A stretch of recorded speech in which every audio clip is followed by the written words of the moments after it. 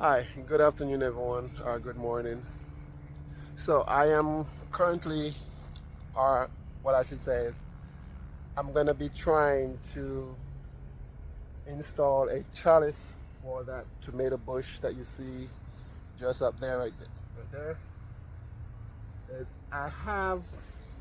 I don't know if you can see it, but I have one of these initially, but the tomato plant has outgrown that, so I'm going to rent in a trellis and hopefully get that tomato plant under control. I also am having I also have a rodent problem, a rat, and a little bunny rabbit that's been coming to eat up all my tomatoes. So I'm hoping with the trellis, I'll get it all the plants off the ground, and that way there'll be no tomatoes on the ground for them to come and eat, and that way I could enjoy the fruits of my labor. I would also be setting up some pest control to get rid of the rats and also to get rid of the rabbit and just flies and little stuff that eat up my fruits and vegetables in the garden. So let's go.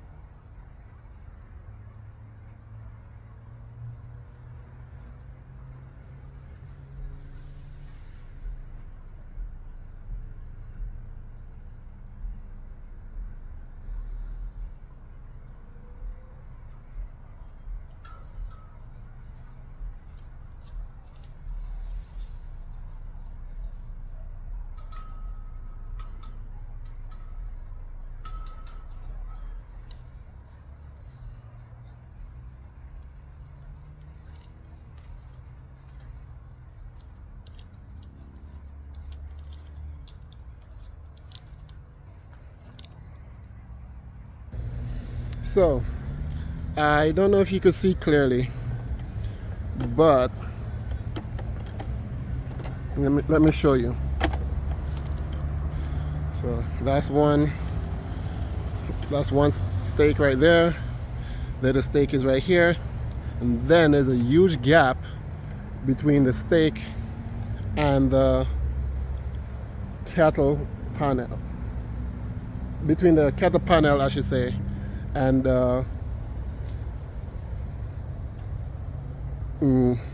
tomato tree, the tomato plant.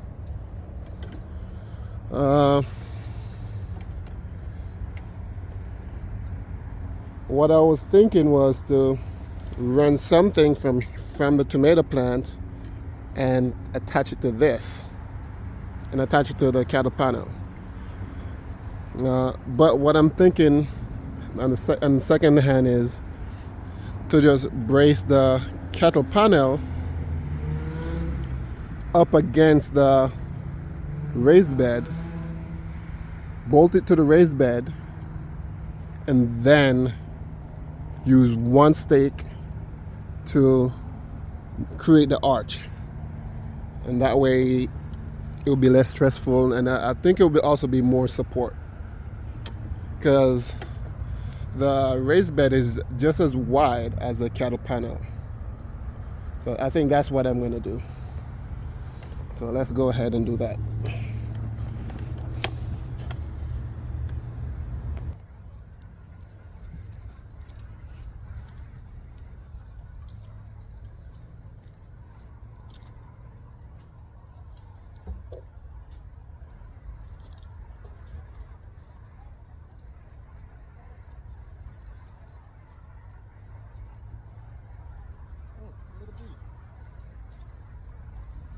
Okay. I might have to prune some of these.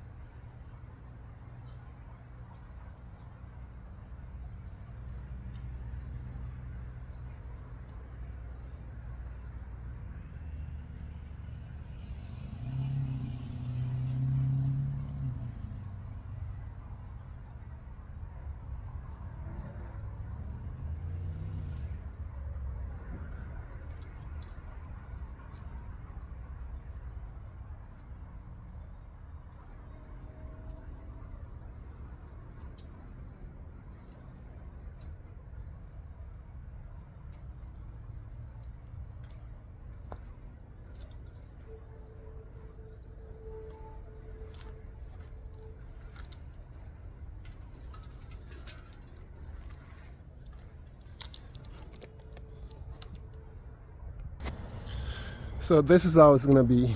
This is how my kettle panel arch is gonna be. I'm gonna use one stake for the middle and the back end just to brace it so it doesn't straighten out. I will also be putting some of my other tomato plants right here, along right here, so that it could grow from both directions. So that's it. That's it right there. This is gonna be arch. And the only thing that's left for me to do is to take these right here and hang them, attach them to the trellis. And hopefully when I come back tomorrow, I'll be able to have my big juicy tomatoes. Let's see what tomato this is. This is a beefsteak tomato. So hopefully I'll start getting to harvest and to eat a lot of my beefsteak tomatoes. And look at what I also found just now. After I put a kettle panel, another one. So you can see it's like a buffet. They just bite it up and move on to the other one.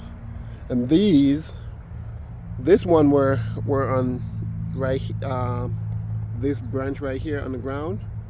So hopefully once everything is off the ground, they won't come and try to eat my plants anymore.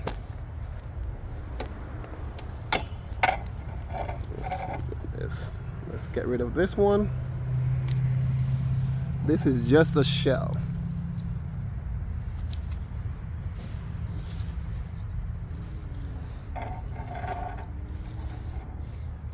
That's just a shell. It's just a shell.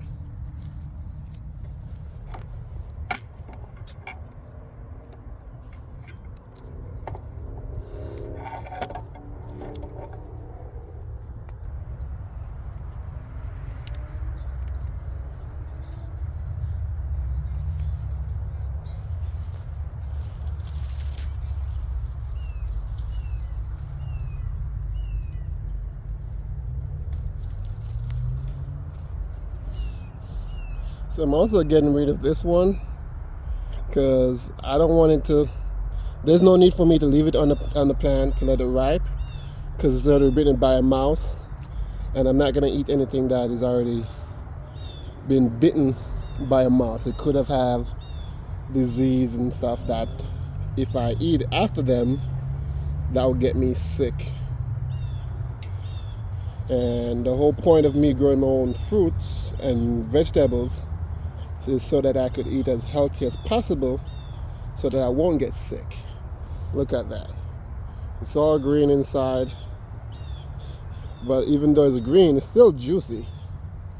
And this is a somewhat mature beefsteak tomato.